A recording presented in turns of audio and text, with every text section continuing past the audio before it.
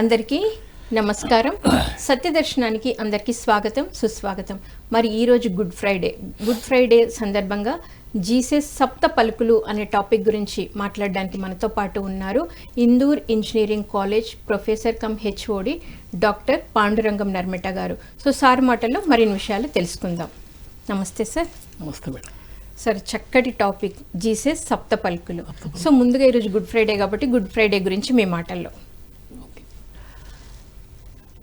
ముందుగా పత్రిజీ గారికి, తర్వాత మీకు, పిఎంసి వ్యూవర్స్కి, కరుణామయుడైనటువంటి జీసస్ గారికి నా హృదయపూర్వక నమస్కారాలు. 2025 సంవత్సరంలో, అంటే ఇప్పుడు 2025 సంవత్సరాలు పూర్తయింది. జీసస్ని ఇదే రోజు సిలువ వేస్తారనమాట. ఓకే. దాన్ని పవిత్ర శుక్రవారంగా, హోలీ ఫ్రైడే, గుడ్ ఫ్రైడేగా భావిస్తారు. అంటే తన 33వ ఏట, జీసస్ గారి 33వ ఏట అతను సిల్వను పై 3 మేకులు కుట్టి వేలాడదీస్తారు. ఓకే. అంటే అక్కడ ఉన్నటువంటి కొన్ని, అంటే రాజద్రోహం నేరం కింద ఇతనికి మరణశిక్ష వేస్తారనమాట. అది ఈ రోజే, ఆ శుక్రవారం రోజే, ఫ్రైడే రోజు. దాన్ని క్రిస్టియన్స్ ఏం చేస్తారంటే దీన్ని పవిత్ర దినంగా భావిస్తారు. ఇది గుడ్ ఫ్రైడేగా వాళ్ళు పండుగ చేసుకుంటారు. ఇది ఒక పవిత్ర దినంగా, హోలీ ఫ్రైడే, గుడ్ ఫ్రైడేగా వాళ్ళు భావిస్తారనమాట. అంటే ఆ ప్రపంచాన్ని ప్రభావితం చేసిన వ్యక్తి తన మాటలతో, తన బోధలతో, తన జీవితాన్ని పనంగా పెట్టాడు. దాదాపుగా 70% మంది ప్రజలు క్రిస్టియానిటీలో ఉన్నారు ఇప్పుడు వరల్డ్లో. అంటే ప్రపంచాన్ని ప్రభావితం చేసిన వ్యక్తి జీసస్. ఇతను కరుణామయుడు. ఇది ఈ గుడ్ ఫ్రైడే సందర్భంగా. మళ్ళీ 3 రోజుల తర్వాత అతను తిరిగి లేస్తాడు, మళ్ళీ పునరుత్థానం చెందుతాడు. అది పరిశుద్ధ ఆత్మ. అంటే 30వ ఏట తను 40 రోజులు మానసిక శారీరక ఉపవాసం చేసి తన సత్యబోధను చేస్తాడనమాట. ఇతను జన్మించింది బెత్లెహెమ్, జెరూసలేంకు ఒక 10 కిలోమీటర్స్ దూరంలో దక్షిణ వైపు ఉంటుంది. అక్కడ తన జన్మ తీసుకోవడం జరిగింది. తర్వాత తన 12వ ఏట ఒక ఉత్సవానికి బయలుదేరి తన తల్లిదండ్రులతో అక్కడి నుంచి 13 సంవత్సరాల నుంచి 30 సంవత్సరం వరకు, ఇది మిస్సింగ్ ఇయర్స్ అంటారు, కోల్పోయిన సంవత్సరాలు. ఆ సమయంలో ఎక్కడున్నాడో తెలియదు. రకరకాల ఆధారాలుగా మాట్లాడతారు. కొన్ని పుస్తకాలు వచ్చాయి. చాలామంది ఇక్కడ ఉన్నాడు, అక్కడ ఉన్నాడు అంటుంటారు. ఈ 18 సంవత్సరాలు తర్వాత మళ్ళీ తిరిగి తన స్వస్థలానికి వస్తాడు. ఓకే. జీసస్ గారు ఒక కొండపైన ఒక 40 రోజులు ధ్యాన సాధనలు, అంటే గాఢమైన ధ్యాన స్థితిలో సమాధి స్థితిని పొంది అప్పుడు బయటకు వచ్చి కొన్ని అద్భుతాలు చేసి సత్యాన్ని ప్రకటిస్తాడనమాట. సత్య బోధ చేస్తాడు. అంటే సత్య సాధన, సత్య శోధన, సత్య సాక్షాత్కారం చేసిన తర్వాత సత్య బోధ చేస్తాడు. అక్కడ తర్వాత 33వ ఏట ఇతనికి మరణదండన వేస్తారు, మరణ శిక్ష వేస్తారు. 33వ ఏట. ఇది జీసస్ యొక్క గుడ్ ఫ్రైడే. అంటే ఇదే రోజు అనమాట. గుడ్ ఫ్రైడేగా సెలబ్రేట్ చేసుకుంటారు క్రిస్టియన్స్. సో మరి సిల్వ గురించి జీసస్ గారు ఏం చెప్పారు సార్? సిలువ మీద 7 మాటలు మాట్లాడతాడు. ఇతనికి 12, అంటే మధ్యాహ్నం ఆ టైంలో సిలువ వేస్తారు. ఒక 12 గంటల సమయంలో ఒక 7 మాటలు మాట్లాడతాడు. దీని నుంచి మనము జ్ఞానాన్ని పొందవచ్చు 7 మాటల ద్వారా. మొదటిది ఏంటంటే, ఓ తండ్రి, వీరేం చేయుచున్నారో వారు తెలియకున్నది, కావున వారిని క్షమింపుము అంటాడు. ఇది మొదటి పలుకు అనమాట. సిలువపై 3 మేకులు కొడతారు. ఒకటి కుడి చేయికు, ఒకటి తర్వాత కాళ్ళకి వేలాడదీస్తారు. ఇతనితో పాటు ఇంకిద్దరు ఉంటారు. ఒక కుడి వైపున ఒకరు, ఎడమ వైపున ఒకరు, ముగ్గురు. సో ముగ్గురు సిలువ వేస్తారు. అయితే ఇతను పలికిన మొట్టమొదటిది ఏంటంటే, తండ్రి, వీరు ఏం చేయుచున్నారో వారికి తెలియకున్నది, కావున వారిని క్షమింపుము. ఇది మొదటిది. రెండవది ఏంటంటే, తన పక్కన ఉన్నటువంటి వ్యక్తి పశ్చాత్తాపడుతుంటాడు అనమాట. తను చేసిన తప్పుకి పశ్చాత్తాపడుతుంటాడు. అతనితోటి ఒక వాగ్దానం ఇస్తాడు. నేను నిశ్చయంగా చెప్తున్నాను, ఈ దినము నీవు నాతో పరదేశంలో ఉండు అంటే పరలోకంలో ఉండు అంటే స్వర్గంలో ఉండు అని ఇది రెండవ పలుకు. ఇది మూడోది తన తల్లి ఉంటుంది అక్కడ. తల్లితో ఏం చెప్తాను, తన శిష్యులను చూపించి ఇదిగో నీ తల్లి, ఇదిగో నీ కుమారుడు అని ఇక్కడికి ఇద్దరికి ఏం చేస్తాడంటే అప్పచెప్తాడనమాట. ఓకే, ఇది మూడవ పలుకు. నాలుగవది ఏంటంటే నా దేవ నా దేవ నన్నేల చేయి విడిచితివి, ఇది నాలుగవది. ఐదవది ఏంటంటే ఐ థర్స్ట్ అంటాడు. థ్రస్ట్ అంటే ఇంకా దప్పిగా కొనిచున్నాను, ఇంకా దాహం వేస్తుంది నాకు అంటాడు. ఇది ఐదవది. ఆరవది ఏంటంటే పరిసమాప్తమైంది. ఓకే. ఏడవది ఓ తండ్రి నా ఆత్మను నీ చేతికి అందిస్తున్నాను. ఈ 7 పలుకులు జీసస్ శిలువపై రాయబడి ఉంది. చెప్తాడు, మాట్లాడతాడు. ఇది మాట్లాడతాడు అనమాట. ఇది జీసస్ సప్త పలుకులు. ఓకే. ఇప్పుడు ఇందులో మొదటి మనం ఏం నేర్చుకోవచ్చు మొదటి నుంచి అంటే ఒక్కొక్క దాని నుంచి మంచి జ్ఞానాన్ని మనం పొందొచ్చు. 7 నుంచి 7 సప్త పలుకులు. 7 అనేది చాలా గ్రేట్ నంబర్.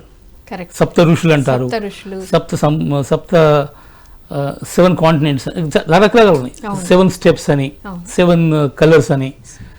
కాబట్టి 7 అనేది ఈ బైబిల్లో ఒక 7కు ఒక మంచి ఒక ప్రత్యేక స్థానం ఉంది. సో అందులో మొదటి 7 హిల్స్ అని కూడా అంటారు. సో 7కి చాలా ఒక ప్రత్యేక నంబర్కి ఆ స్థానం ఉందన్నమాట.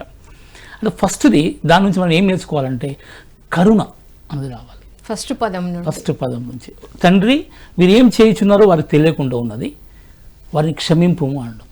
అంటే ఇక్కడ వాళ్ళు చేసేది తప్పు అనేది వాళ్ళకి తెలియట్లే, అంటే వాళ్ళకు అజ్ఞానంలో ఉన్నారు, అంటే తక్కువ చైతన్య స్థాయిలో ఉన్నారు. కాబట్టి వారిని క్షమించుము అంటాడు. ఇంత బాధ పెట్టినప్పుడు, ఇంత సిలువ వేసి అతనికి హింస చేసినప్పటికీ కూడా క్షమించమంటాడు. ఇప్పుడు ఎవరైనా హింస చేసి మనం ఏం చేస్తాం, మనం క్షమిస్తాం, కానీ కాలం అయితే నీకు శిక్షిస్తుంది అని కూడా అంటాం. మనం దేవుడు నిన్ను చూస్తాడు అని కూడా అంటాం. ఇక్కడ అట్లా కాదు, దేవుడు వేడుకుంటుండే ఇంత వీళ్ళని క్షమించమని. అంటే మనలో ఆవేశం ఉంటుంది, ఒక ప్రతీకార ఇచ్చ ఉంటుంది, ద్వేషం ఉంటుంది కదా, అసూయ, ద్వేషం, ప్రతీకారం, పగ ఇవన్నీ ఉంటాయి కదా. ఈ శక్తిని కరుణగా రూపాంతరం చెందాలి అంటే మనం క్షమను కలిగి ఉండాలి అనేది జీసస్ యొక్క మొదటి పలుకు యొక్క అంతరార్థం అదనమాట. అంటే మనం క్షమను కలిగి ఉండాలి. కరుణ లేకపోతే మనకు సత్య అవగాహన కుదరదు.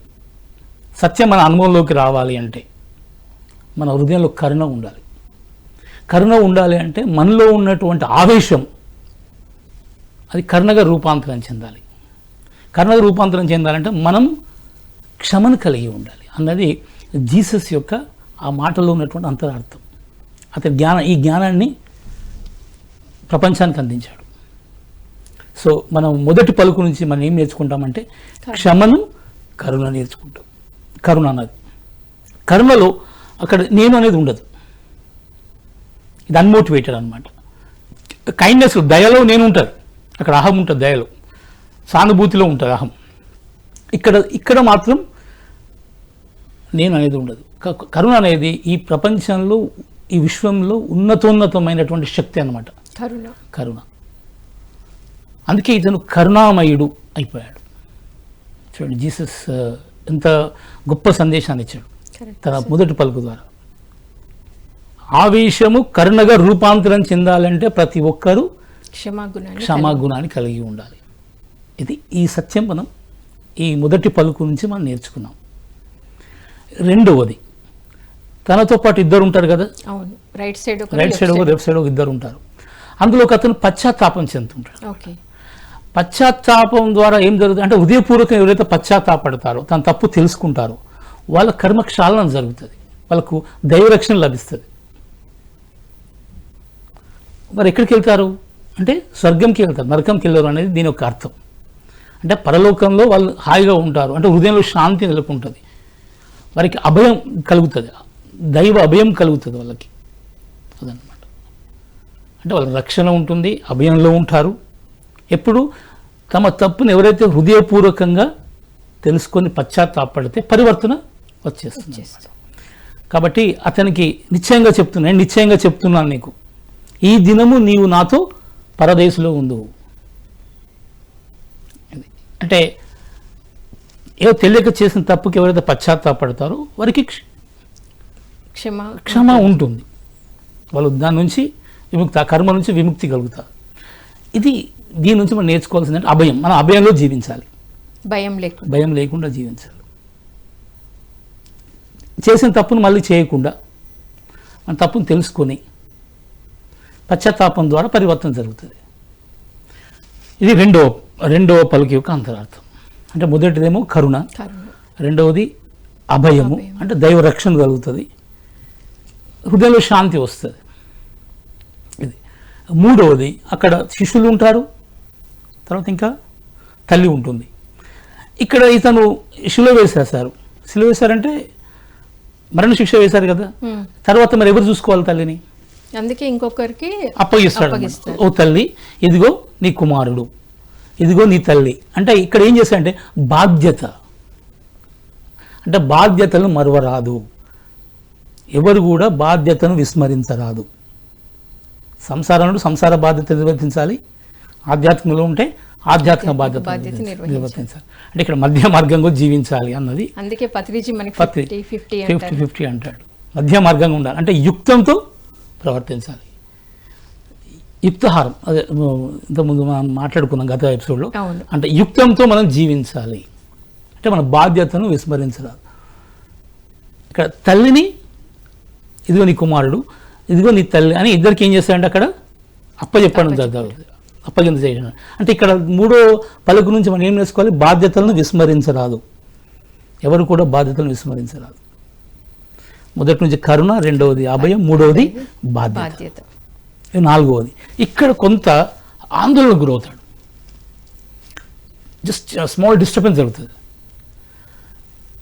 నా దేవా నన్ను ఎలా విడిచితివి, అంటే నన్ను ఎలా విడిచితివి అంటే ఇక్కడ తీసుకుపోతున్నావు, ఎలా కొద్దిగా నిరాశలోకి వచ్చి వెంటనే దానికి తేరుకొని ఏమంటా అంటే దై విల్ బి డన్ అంటాడు. అంటే దైవేచ్ఛ, నీ ఇష్ట ప్రకారమే జరగని, నువ్వు అనుకున్న విధంగానే జరగని. అంటే ఏది జరిగినా ఏం చేయాలి? మనం యాక్సెప్ట్ చేయాలి. ఓకే, అంగీకార తత్వాన్ని మనం కలిగి, అంటే accept life as it is. ప్రతిదీ దైవేచ్ఛ ప్రకారమే జరుగుతుంది అన్న విశ్వాసాన్ని కలిగి ఉండాలి. ఇది మనం ఈ నాలుగవ పలుకు నుంచి నేర్చుకోవాల్సింది. ఏంటిది మేడం? ఫస్ట్ కరుణ. ఓకే. సెకండ్ పశ్చాత్తాపం ద్వారా పరివర్తన జరుగుతుంది, అంటే మనం అభయంలో ఉంటాము, దైవ రక్షణ జరుగుతుంది, కర్మ క్షాళన జరుగుతుంది. ఎక్కడికి వెళ్తాడు అతను? పరలోకంకి వెళ్తాడు, అక్కడ హాయిగా ఉంటాడు. మూడవది బాధ్యత. ఇటు కుటుంబ బాధ్యతను విస్మరించరాదు, ఇటు ఆధ్యాత్మిక పనులు చేయాలి, మధ్య మార్గంలో ఉండాలి, యుక్తంగా ప్రవర్తించాలి, యుక్తంగా ఉండాలి మనం. ఓకే, ఇది మనం దీని. ఫోర్త్ది ఏంటంటే దైవేచ్ఛ. అంత దైవేచ్ఛ ప్రకారమే జరుగుతుంది, అంటే దై విల్ బి డన్. అంటే యాక్సెప్ట్ చేయాలి మనం. యాక్సెప్ట్ చేస్తే మనలో ఘర్షణ ఉండదు.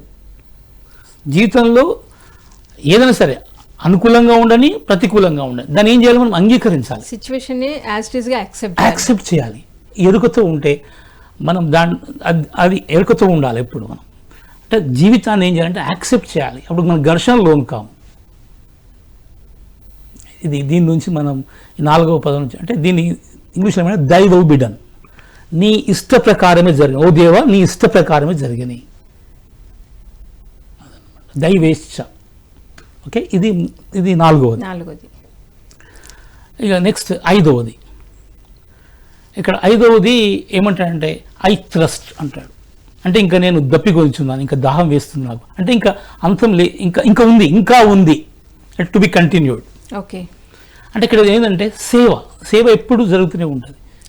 దాహం అంటే ఇక్కడ మనము నార్మల్గా తీసుకోకూడదు, వాటర్ దాహం కాదు, ఇంకా దాహం అంటే జ్ఞానం అనంతం, సేవ అనంతం. ఇప్పుడు మదర్ తెరీసా ఆశ్రమంలో చూడండి, ఈ 7 పలుకుల్లో ఇది 5వది ఉంటుంది అక్కడ. ఐ థ్రస్ట్ అంటే ఇంకా దప్పికొనుచున్నాను, అంటే దేనికి అంతం ఉండదు, ఇంకా ఉంటుంది, ఇంకా సేవ చేసినా ఇంకా సేవ చేయాల్సి ఉంటుంది, ఇంకా జ్ఞానం చేసుకుని ఇంకా జ్ఞానం చేసుకోండి, ఇంకా ఉంటుంది, ఇప్పటికీ అయిపోలే. ఇది ఎప్పుడు అంటే మన ప్రయాణం ఎక్కడి నుంచి? అనంతం నుంచి అనంతం వరకే. ధ్యానంలో మన ప్రయాణం ఇప్పుడు ఇక్కడి నుంచి ఇక్కడికే, ఇప్పుడు ధ్యానంలో మన ప్రయాణం ఏంటి, ఇక్కడి నుంచి ఇక్కడికి. విశ్వంలో మన జర్నీ అనంతం నుంచి అనంతం వరకు. ఒక దగ్గర starting, middle point, ending point అనేది ఉండదు. ఇంకా ఉంది అనమాట. సో దీని నుంచి ఏం చేస్తామంటే మనం సర్వీస్లో ఉండాలన్నమాట, సేవలో. అంటే 5వది సేవకు సంబంధించినటువంటి పలుకు. అది సేవ చేస్తూ పోవాలి, నిరంతరం కర్మ చేస్తూ ఉండాలి. శ్రీకృష్ణ పరమాత్మ కూడా భగవద్గీతలో చెప్తారు కదా, సరే, కర్మ చేస్తూనే ఉండాలి, కర్మ చేసి అకర్ముడుగా ఎప్పుడు ఉండకూడదు. అకర్ముడుగా ఎప్పుడు ఉండాలి. దీనికి అన్వయించుకోవచ్చు. ఎస్, అకర్ముడుగా ఎప్పుడు ఉండదు. మీరు అన్నట్టుగా అసలు కృష్ణుడికి అవసరమే ఉండదు, కానీ ఆయన చేస్తూనే ఉంటారు. ఎందుకంటే ఆయన చేస్తుంటే అందరూ చేస్తారు, ఆయన చేయకుంటే దేవుడు చేయట్లేదు కదా, నేను కూడా చేయను అంటారు. 3 లోకాలు డిస్టర్బ్ అయితే అని కూడా అంటాడు. అవును, నేను చేయాల్సింది లేదు, ఏం పొందాల్సింది లేదు, సాధించాల్సింది ఏం లేదు, కానీ నా విధి ధర్మాన్ని నేను చేస్తూ ఉంటాను కానీ నా ద్వారా జరుగుతుంది. అది అంతే. ఎప్పుడు ఇదేంటంటే ట్రస్ట్ ఏంటంటే ఎప్పుడు ఇంకా ఉంటుంది, ఎప్పుడు అకర్ముడుగా ఉంటారు, కర్మలుగా చేస్తూనే ఉంటారు. అంటే ఇక్కడ మనం ఏం చేస్తామంటే సేవ గుణాన్ని మనం పెంపొందించుకోవాలి, మనలో సేవ గుణం రావాలి. ఇది మీరు మదర్ తెరీసా ఆశ్రమంలో ఉంటుంది, ఇదే కూడా చూడండి ఎక్కడైనా. ఐ ట్రస్ట్, ఆమె సేవే కదా. అవును, చాలా సర్వీస్. పత్రి సార్ కూడా ఎన్నోసార్లు మదర్ తెరీసా గురించి చక్కటి ఎగ్జాంపుల్స్ చెప్పేవాళ్ళు. ఓకే, మదర్ తెరీసా గురించి సేవ ఎలా చేస్తారు తను అనేది, సేవకు ఒక ప్రతిరూపం లాగా. Yes, correct. సో ఇది ఐ ట్రస్ట్. ఇక ఇప్పుడు 6th వన్, 7లో ఇప్పుడు 6th ఏంటంటే పరిసమాప్తమైంది, సమాప్తమైంది. ఏ సమాప్తమైంది అంటే విజయం కలిగింది ఇక్కడ, అంటే వచ్చిన పని అయిపోయింది. ఓకే, అతను ఏదైతే జీసస్ ఎర్త్ మీదకి వచ్చాడు, తన మిషన్ కంప్లీట్ చేసుకున్నాడు, తన పని పూర్తి చేసుకొని వెళ్ళిపోతున్నాడు, అంటే పరిసమాప్తమైంది, అంటే విజయం లభించింది. అంటే ఏ పని సమాప్తమైందంటే భూ సంబంధమైనటువంటి శారీరక సంబంధం, ఈ బంధం అప్పటితో అయిపోయింది అనమాట. ఇంకా పనులు ఉంటాయి, ఇంకా ఎన్నో లోకాలు ఉంటాయి, ఇంకెక్కడికి వెళ్ళాల్సి ఉంటాయి. ఎప్పుడు పని ఎప్పుడు కంటిన్యూషనే ఉంటుంది, ఎండింగ్ అనేది ఉండదు దీనికి. కానీ ఇక్కడ పరిసమాప్తం. పరిసమాప్తమైందంటే ప్రాపంచిక జీవితం పరిసమాప్తం అయిపోయింది. ప్రాపంచిక సంబంధాలు, ఈ భూ సంబంధమైనటువంటి శారీరక పరమైనది సమాప్తమైంది అని మనం అర్థం చేసుకోవాలి. అంటే దీనికి ఒక వర్డ్ ఏంటంటే విజయం. ఇక్కడ విజయం సాధించాడు అంటే తను చెప్పదలుచుకున్నాడు, చెప్పేశాడు.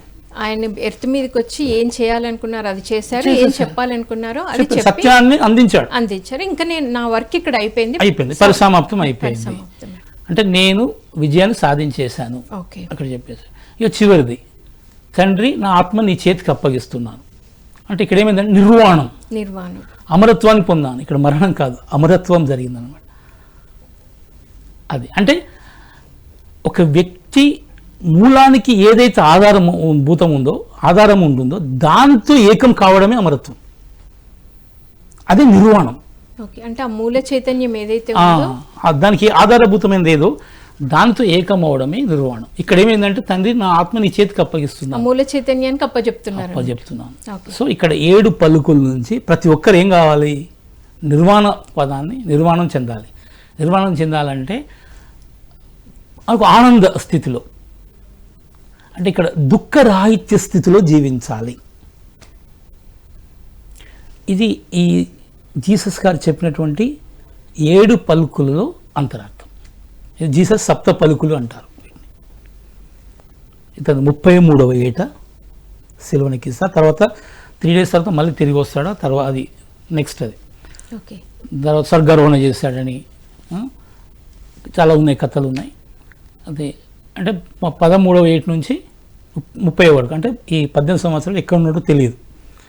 కొన్ని ఆధారాలు ఉన్నాయి, కొన్ని చాలామంది రకరకాలుగా మాట్లాడారు. ఇది 30 నుంచి అంటే 3 సంవత్సరాలు ఇతను ఏం చేస్తాడు, సత్యబోధ చేస్తాడు. కొన్ని ఎన్నో అద్భుతాలు చేశాడు. సిలువ వేయడం జరుగుతుంది.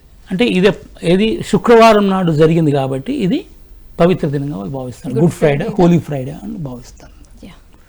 సో మరి ఇప్పుడు 7 పలుకుల గురించి చెప్పారు, దానిలో ఒక అంతరార్థం కూడా ఎంతో అద్భుతంగా తెలియజేశారు సార్. చాలా మందికి అసలు తెలియదు కూడా, ఇంత డీప్ ఇలా అర్థం చేసుకోవాలని కూడా తెలియదు. చాలా చక్కగా తెలియజేశారు. మరి నెక్స్ట్ వచ్చి ఒకసారి రీక్యాప్ చేద్దాం. ఫస్ట్ ఇది మీరు ఏమన్నా మనలో ఉన్నటువంటి ఆవేశాన్ని ఏం చేయాలి, కోపాన్ని, ఆ క్రోధాన్ని కరుణగా మార్చుకోవాలి. నెంబర్ 1. నెంబర్ 2 అభయంలో ఉండాలి. అభయంలో ఉండాలంటే అహింస మార్గంలో ఉండాలి. పశ్చాత్తాపం, మళ్ళీ అది మళ్ళీ హింస చేసే అవకాశం ఉండదు, మళ్ళీ తప్పు చేసే అవకాశం ఉండదు. కరెక్ట్. కాబట్టి పశ్చాత్తాప గుణాన్ని కలిగి ఉండాలి, అంటే అభయంలో జీవించాలి. మూడవది బాధ్యతను మరవరాదు, ఎస్, మధ్య మార్గం. మూడవది బాధ్యతను అస్సలు మరవకూడదు. ఇటు కుటుంబ బాధ్యత, ఇటు సంఘ బాధ్యత, ఏది మరవరాదు. తర్వాత నాలుగవది దైవేచ్ఛ. అంతా నీ ఇష్ట ప్రకారమే జరుగుతుంది. ఏ ఇష్ట ప్రకారం జరుగుతుందంటే అంత దైవేచ్ఛ ప్రకారమే జరుగుతుంది. ఏది జరుగుతుందో దాన్ని యాక్సెప్ట్ చేయాలి. అంగీకార తత్వాన్ని కలిగి ఉండాలి, అంగీకరించే విధానాన్ని మనం కలిగి ఉండాలి. ఇది నాలుగవది. ఐదవది ఏంటి అంటే సర్వీస్లో ఉండాలి, ఇప్పుడు సేవలో ఉండాలి.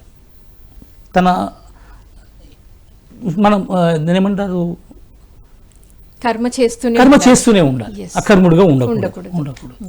ఇది ఇప్పుడు 6th వన్ ఏంటంటే మనం వచ్చిన పని పూర్తి చేసేసుకోవాలి, అంటే విజయం సాధించాలి. అంటే మన పూర్తి స్థాయిలో మనం శక్తిని మనం అక్కడ వెచ్చించి మనం విజయాన్ని సాధించాలి. నిర్వాణం ఇక్కడ శారీరక సంబంధమైనటువంటి నిర్వాణం చెందడం. ఇది 7 పలుకుల నుంచి 7 మనం అర్థం చేసుకోవాల్సినటువంటి విషయాలు. సో నెక్స్ట్ వచ్చేసి పత్రి సార్ కూడా ఎప్పుడు చెప్తుంటారు, నువ్వు చిన్న పిల్లవాడివైతేనే దేవుడి రాజ్యంలోకి వెళ్తావని జీసస్ చెప్పారు. అంటే ఈ ధ్యానంకి చిన్న పిల్లవాడు అవ్వడానికి జీసస్ చెప్పిన దానికి ఏంటి సార్ లింక్? జీసస్ సాధన గురించి, ధ్యానం గురించి ఒక 7 విషయాలు చెప్పాడు మేడం. 7. ఓకే. తర్వాత కర్మ గురించి 2 విషయాలు చెప్పాడు. జ్ఞానం గురించి ఒక 5 విషయాలు. చాలా ఉంది, ఒక 5 విషయాలు నేను ప్రముఖంగా మీకు చెప్తాను. సాధన గురించి, అంటే ధ్యానం గురించి ఒక 7, కర్మ గురించి 2, జ్ఞానం సంబంధించినటువంటి ముఖ్యమైనటువంటి ఒక 5 మీకు చెప్తాను. కొన్ని రూల్స్ కూడా చెప్పాడు. ఓకే. కొన్ని అద్భుతాలు కూడా కొన్ని మీకు ఇప్పుడు ప్రస్తావిస్తాను. ఫస్ట్ ధ్యానం గురించి చెప్తాను. ఒకటే, seek the kingdom of God within and his righteousness, then all else will be added unto you. ఇది ఫస్ట్. అంటే దేవుని రాజ్యము పొందుటకు ప్రయత్నించండి, సత్యము శాశ్వతం అయిన దాని గురించి తెలుసుకోండి, అప్పుడు మీకు అన్ని సమకూరుతాయి, అన్ని మీ వద్దకు వచ్చి చేరుతాయి. ఇది అతను చెప్తాడనమాట. దేవుని రాజ్యం అనేది చాలా ప్రముఖంగా వినిపించే మాట ఇది. దేవుని రాజ్యం ఎక్కడో లేదు, అది నీలోనే ఉంది, నీతోటే ఉంది. The kingdom of God is with in. ఇది రెండవది.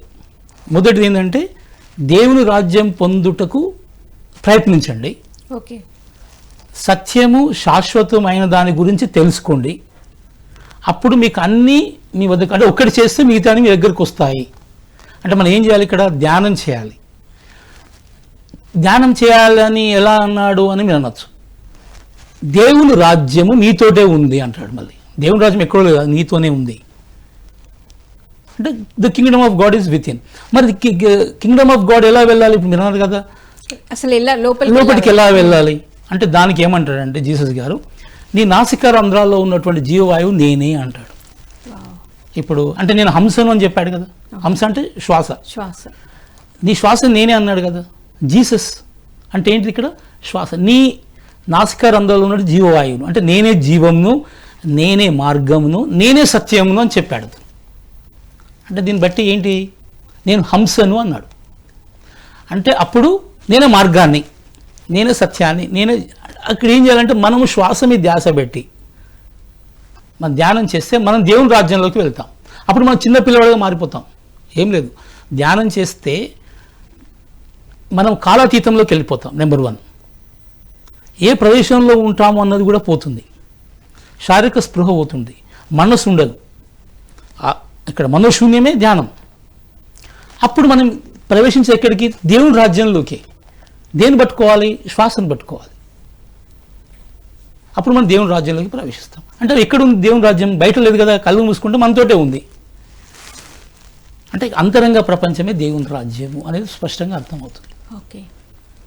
ఇది మూడవది ఏంటి, నేనే జీవమును. మూడవది ఆ శ్వాసలో ఉంది నేను ఆ జీవాన్ని పట్టుకొని లోపలికి వెళ్ళాలి. అంతే. Unless thine eyes become one, you cannot enter the kingdom of God. అంటే నీ 2 కళ్ళు ఒకటి కానంత వరకు దేవుని రాజ్యంలో ప్రవేశించాలి. అంటే కళ్ళు తెరిచి చూడాలా, కళ్ళు మూసి చూడాలా. దేవుని కోసం కళ్ళు వెతికి బయట అష్టదిక్కుల్లో ప్రయాణం చేస్తే దేవుడు దొరకడు, అంత దేవుని రాజ్యం దొరకదు, దేవుని రాజ్యం దొరకదు అని ఏమన్నాడు, కళ్ళు మూసుకోమన్నాడు. Correct. Unless thine eyes become one you cannot enter the kingdom of God. అంటే ఇక్కడ రెండు కళ్ళు మూయబడాలి. అంటే ఈ చర్మచక్షులు ఏం కావాలి, మూయబడాలి. అప్పుడు మనోచక్షు వస్తుంది బయట. ఈ శరీరానికి రెండు కళ్ళు, మనసు కన్ను ఉంటుంది, అది మనోచక్షు. అది కూడా మూయబడితే ఇంకొకటి బయటకు వస్తుంది, ఏంటంటే దివ్యచక్షు వస్తుంది. దివ్యచక్షు కూడా మూయబడితే ఇంకోటి వస్తుంది, జ్ఞానచక్షు వస్తుంది. వండర్ఫుల్. ఇది కాబట్టి అతను ఏం చెప్తాడంటే, ఈ రెండు కళ్ళు మూయబడితే అప్పుడు నువ్వు దేవుని రాజ్యంలో దివ్యచక్షు ఉత్తేజితం అవుతుంది. మనోచక్షు ద్వారా మనం కళ్ళు కంటాం. ధ్యానంలో ఉన్నటువంటి ఆ కళ వచ్చే కళ్ళన్నీ భ్రమలవి. ఇది ఎప్పుడైతే మనోచక్షు మూస్తే అప్పుడు ఏది వస్తుంది, తేడా వస్తుంది. తేడా ద్వారా మనం చూసిందే నిజం, అది సత్యం, అది బ్రహ్మ. ఇక జ్ఞానచక్షు చూడడం అనేది ఇక అది పూర్తిగా బ్రహ్మర్షి తత్వం. అది ఇప్పుడు ఏం చెప్పాడు ఇక్కడ, కళ్ళు మూసుకోమని అన్నాడా, కళ్ళు మూసుకొని శ్వాస నన్ను పట్టుకోమన్నాడా? అవును. అంటే ఇక్కడ ధ్యానం చేయమని చెప్పాడు, క్లియర్గా ఉంది కదా, అంతరార్థంగా ఉంది. అంతరార్థంగా. సో మన గురువు గారు దాన్ని కరెక్ట్ గా చెప్పారనమాట. అదనమాట. అయిపోయిందా? ఇంకోటి ఏమంటా అంటే, I'm the son of God అంటాడు, నేను దేవుడి కుమారుడు అన్నాడు. వెంటనే ఇంకో మాట అంటాడు, I and my father is one. I and my father are one. అంటే నేను నా తండ్రి ఒకటే. I and you are one అంటాడు మళ్ళీ, నేను మీరు ఒకటే. అంటే చూడండి, అంటే మనం అందరం ఎవరము, ఒకటే ఆత్మ పదార్థం. దివి నుంచి భూమికి దిగొచ్చిన దేవుళ్ళం, మనమంతా దేవుళ్ళమే అని చెప్పేశాడు. అంటే దేవుని రాజ్యంలోకి మనం ప్రవేశిస్తే ఇది మనకు అనుభవంలోకి వస్తుంది. లేకపోతే ఇది ఏదో చెప్తున్నారు ఏదో అన్నట్టుగా ఉంటుంది. ఐఎమ్ సన్ ఆఫ్ గాడ్, దేవుని కుమారుడను, నేను మా తండ్రి ఒకటే, నేను మీరు ఒకటే అన్నాడు మళ్ళీ. చూడండి ఇక్కడ ఎంత ఉంది కదా. ఇతను 40 రోజులు ధ్యాన సాధన చేశాడు. ఎక్కడ? కొండపైకి వెళ్ళి ఏకాంతంలో ఉన్న 40 రోజులు అక్కడ జ్ఞానాన్ని తీసుకున్నాడు, అందరికి పంచాడు. ఇది జరిగిందా? అంటే ఇతను ఏం చేయాలి, ఐ ఫాస్టెడ్ ఫర్ 40 days అంటే ఏంటిది, మానసిక ఉపవాసం చేశాడు, ధ్యానమే చేశాడు కదా అతను. క్లియర్గా ఉందా? పర్ఫెక్ట్ కదా. ఇక్కడ కరెక్ట్ అర్థమవుతుంది మనకి. ఈ 7 there are many mansions in my father's kingdom అంటాడు. నా దేవుని రాజ్యంలో ఎన్నో లోకాలు ఉన్నాయి అన్నాడు. మరి ఆ లోకాలను చూడాలంటే మనది తెలియాలి, తెలుసుకోవాలి, దివ్యచక్షు తెలుసుకోవాలి. 3 కన్ను తెలుసుకుంటే మనం అన్ని లోకాలు చూడొచ్చు. జీసస్ గారు చెప్పినవే ఈ మాటలు. దీని ద్వారా ఇది ధ్యానము గురించి చెప్పాడు, ధ్యాన సాధన గురించి చెప్పాడు అనేది మనకు క్లియర్గా తేట తెల్లం. Okay madam. ఫస్ట్ది దేవుని రాజ్యాన్ని పొందుటకు ప్రయత్నించండి, సత్యము శాశ్వతం తెలుసుకోండి, అన్నీ మీ వద్దకే వస్తాయి. రెండవది, దేవుని రాజ్యం ఎక్కడ లేదు, మీతోటే ఉంది. నేనే మీ శ్వాసని, నేను జీవం. అంటే జీవం శ్వాసనే కదా, నేను జీవాన్ని, సత్యాన్ని, మార్గాన్ని నేనే అన్నాడు. మీ 2 కళ్ళు ఒకటి కానంత వరకు దేవుని రాజ్యంలోకి ప్రవేశించలేరు. మీరు చిన్నపిల్లవాడుగా మారినంత వరకు దేవుని రాజ్యంలో ప్రవేశించలేరు. నేను దేవుని కుమారుడను, నా తండ్రి నేను ఒకటే, మరియు మీరు నేను ఒకటే. నేను 40 రోజులు ధ్యాన సాధన చేశాను, నా దేవుని రాజ్యం ఎన్నో లోకాలు దర్శించాను. ఇది జీసస్ చెప్పిన ధ్యాన సాధన గురించి. కర్మ గురించి 2 విషయాలు చెప్తాడు. ధ్యానం కూడా అయిపోయింది. నెక్స్ట్ కర్మ. 2 దివ్య ఆదేశాలు ప్రపంచానికి ఇస్తాడు ఇతను. ఏంటంటే, లవ్ దై సెల్ఫ్ విత్ ఆల్ దై హార్ట్. అంటే నిన్ను నీవు సంపూర్ణంగా హృదయపూర్వకంగా ప్రేమించుకుని. ఇది మొట్టమొదటిది. ఇలా 1% కూడా డౌట్ ఉండకూడదు. ఎవరికి వారు సంపూర్ణంగా హృదయపూర్వకంగా ప్రేమించుకోవాలి. ఇది మొదటిది. రెండవది, లవ్ యువర్ నైబర్ లైక్ దై సెల్ఫ్. అంటే నిన్ను నువ్వు ఏ విధంగా ప్రేమించుకుంటావో సర్వ ప్రాణులను ప్రేమించు. ఇక్కడ అహింస. నైబర్స్ అంటే ఇక్కడ ఇరుగు పొరుగు, అది వృక్ష జాతి వస్తుంది, జంతు జాతి వస్తుంది, మానవ జాతి వస్తుంది, అన్ని సకల ప్రాణులు. ఇక్కడ హింసకు తావులేదు, అంతా అహింసే. అంటే ఇక్కడ హంస అన్నాడు, ఇక్కడ అహింస అన్నాడు. పిరమిడ్ స్పిరిచువల్ సొసైటీ కూడా అదే, హింస చోడు, హంస పకడు. జీసస్ గారిదే కదా ఇది. కరెక్ట్. జీసస్ గారు చెప్పినదే కదా అవును. కదా. అంటే ఇక్కడ నిన్ను నువ్వు ప్రేమించుకో, అదేవిధంగా ఇతరులను ప్రేమించుము. సో ఇక్కడ రెండు దివ్యాదేశాలు అతను ఇచ్చింది, ప్రపంచానికి ఇచ్చింది. ఈ కర్మ చేయ అంటాడు, ఈ కర్మ మనం చేయాలి. తర్వాత అది కొన్ని 3 సంవత్సరాలు కొన్ని అద్భుతాలు కూడా చేశాడు. జ్ఞానానికి సంబంధించింది దీని తర్వాత అద్భుతాలు ఏం చేస్తాడంటే, ఇక్కడ అద్భుతాలు చేయడానికి కూడా ఒక కారణం ఉంది. ఇప్పుడు నీటిని ద్రాక్ష సారాయిగా మార్చాడు. ఓకే. అంటే సిద్ధులను ప్రదర్శించాడు.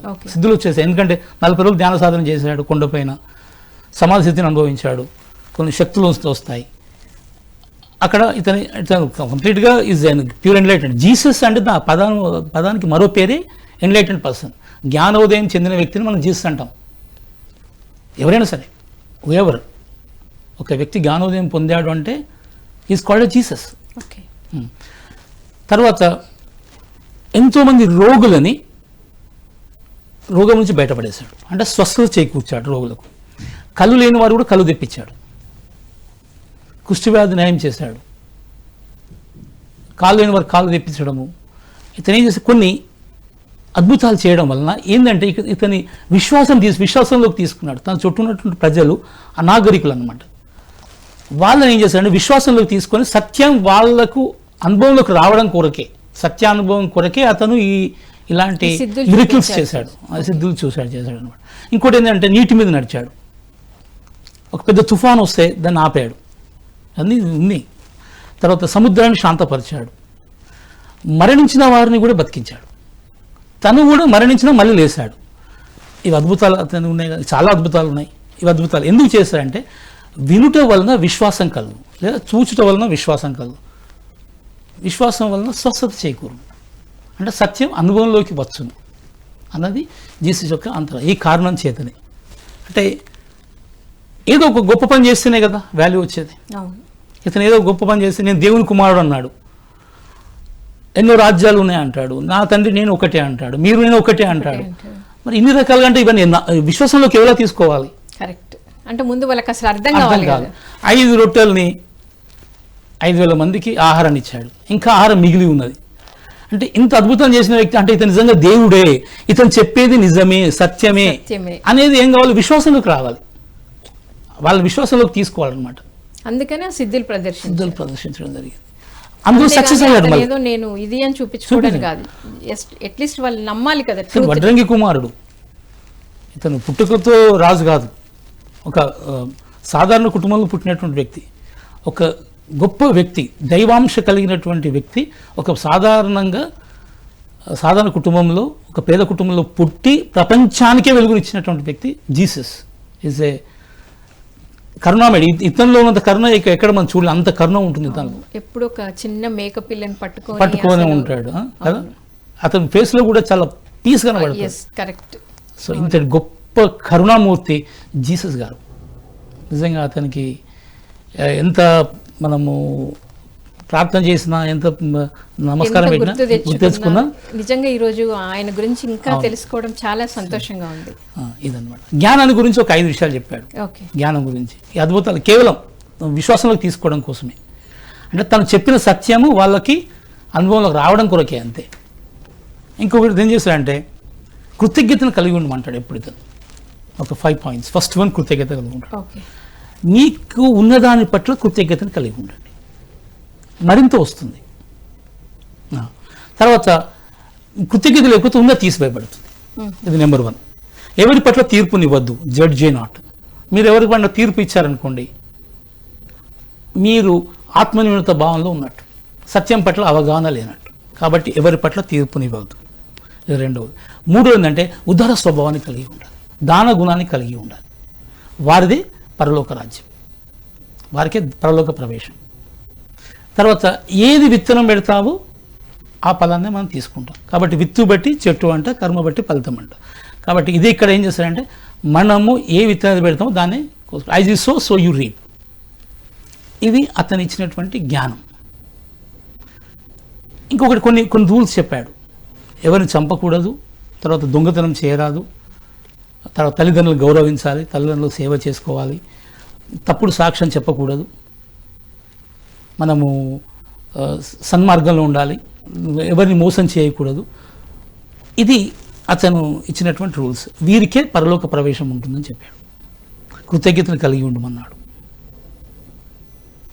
అంటే దాన గుణాన్ని కలిగి ఉండాలన్నాడు. అట్లా అనమాట.